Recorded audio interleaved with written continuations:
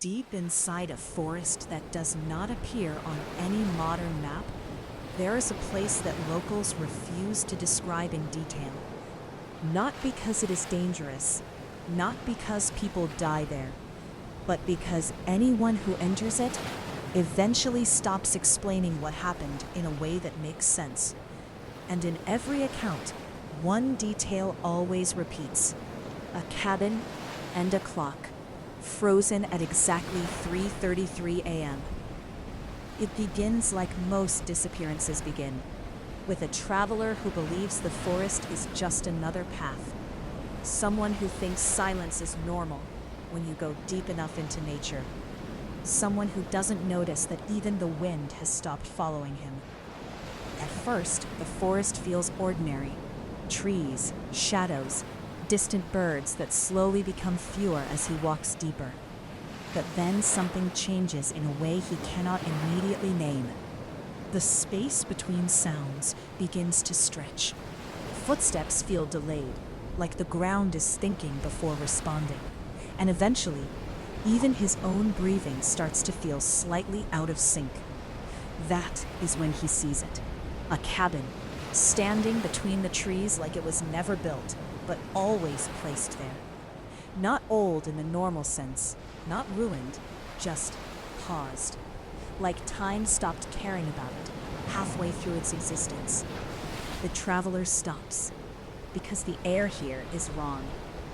There is no wind, no insects, no movement in the branches, only a faint sound he cannot immediately place, a rhythm, a tick, tick, tick. But when he listens closely, there is no visible source.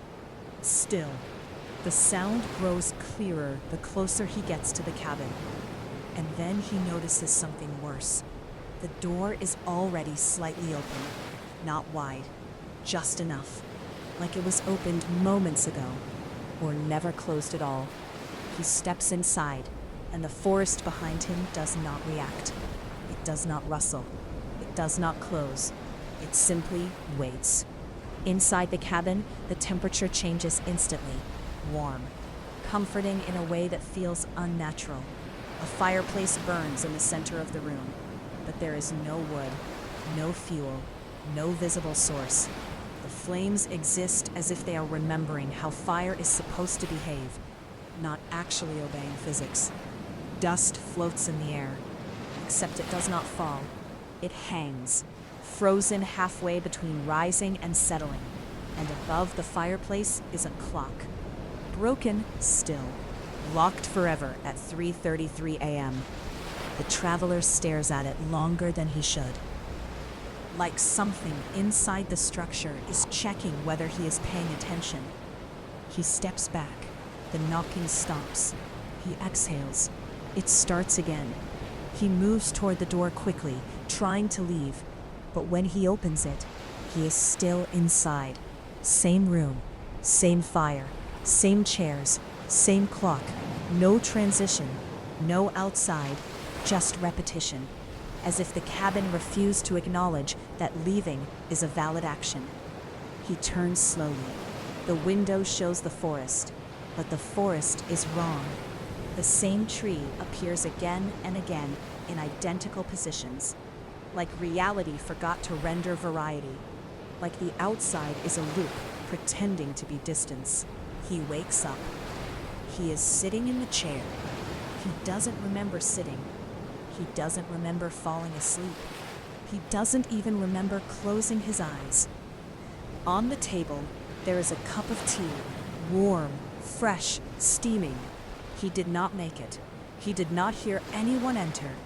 Yet it feels familiar, like he has already drunk it before forgetting he did. The second chair shifts slightly, a faint scrape against wood. No visible force, just movement, as if something invisible adjusted its posture. The fire flickers in response, not to wind, not to fuel, but to attention, as if it is reacting to him noticing it. Time begins to behave incorrectly. Minutes disappear without transition. Thoughts feel interrupted mid-process. Memories arrive incomplete. He wakes up. He is sitting in the chair. He doesn't remember sitting. He doesn't remember falling asleep. He doesn't even remember closing his eyes. On the table, there is a cup of tea, warm, fresh, steaming. He did not make it. He did not hear anyone enter. Yet it feels familiar, like he has already drunk it before forgetting he did. The second chair shifts slightly, a faint scrape against wood. No visible force, just movement, as if something invisible adjusted its posture. The fire flickers in response, not to wind, not to fuel, but to attention, as if it is reacting to him noticing it. Time begins to behave incorrectly. Minutes disappear without transition. Thoughts feel interrupted mid-process. Memories arrive incomplete. He remembers entering the cabin. Then he remembers standing outside it. Then he is back inside again, sitting, still. 3:33 a.m. Always 3:33 a.m. Then, for the first time, he sees words forming on the wall. Not written, not carved, but appearing as if the wood itself is remembering language. Time does not pass here. It accumulates. He stares at it for a long time and slowly understands what it means. This place is not frozen. It is collecting every moment he loses, storing them somewhere unseen, like a debt that grows without notice. At some point, he sees himself, not in reflection, not in imagination, but sitting in the second chair, calm, still, watching him. No aggression, no fear, just presence, like it has always been there and only now decided to become visible. He tries to speak, but the words feel unnecessary because the other version of him already knows what he would say. And worse, he already remembers saying it. The forest outside shifts again, but not randomly. It begins repeating patterns, same branch angles, same shadow positions, same windless motion that resets every time he tries to focus on it, like reality is buffering. The clock finally ticks, once, a real sound, sharp, definitive. Then it stops again, but something changes. The number shifts, 3:34 a.m., just for a moment. The cabin reacts violently without moving. The fire bends, the walls tighten, the air becomes aware, then everything resets, back to 3:33 a.m., as if 3:34 was never allowed to exist for more than a breath. The voice comes without origin, not inside the room, not outside it, just present. You always return. He doesn't answer, because the truth is beginning to feel unstable. He doesn't know if he is returning, or if he never left at all.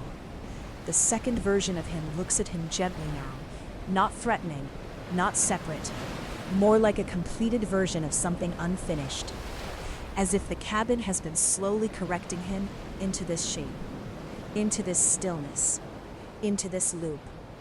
Eventually, resistance stops feeling meaningful, not because he accepts defeat, but because time itself stops offering alternatives. Outside no longer feels like escape. Inside no longer feels like prison. Both begin to merge into the same concept. The cabin becomes less like a structure and more like a condition, a rhythm that does not allow deviation. The fire steadies, the chairs stop shifting. Even the knocking in the walls fades into silence because there is nothing left to test. And then clarity arrives, not as revelation, but as recognition. This was never a place he entered. It was a process that gradually replaced him. Every reset removed something unnecessary. Every loop refined what remained. Every return removed the difference between him and it, until there was no separation left to maintain. The final moment is not dramatic. There is no scream, no collapse, no escape, only alignment. The traveler sits, The second chair is no longer separate. The clock remains at 3:33 a.m., but it no longer feels frozen. It feels correct. Complete. And in the quietest realization of all, he understands. Time did not stop in the cabin. It simply stopped needing him to be outside it.